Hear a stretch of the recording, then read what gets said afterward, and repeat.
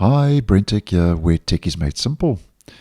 So Google is working on a new little tweak and adjustment in Chrome Canary, which is an early preview version of the browser, which I definitely think is a step in the right direction. Where if we head into our history section,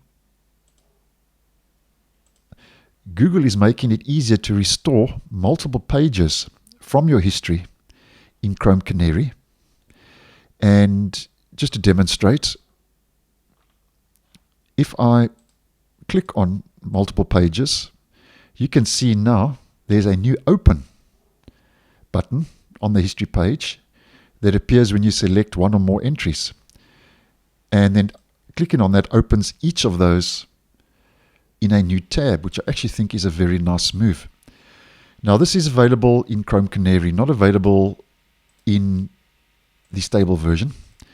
And if we head into the stable version, you will see, if I head to my history page, you will see if I select multiple tabs, I only get delete, no open. So not available as yet in the stable version, but I don't see why this wouldn't make its way into the stable version eventually. And if and when that happens, I'll try and keep you guys posted. So thanks for watching, and I'll see you in the next one.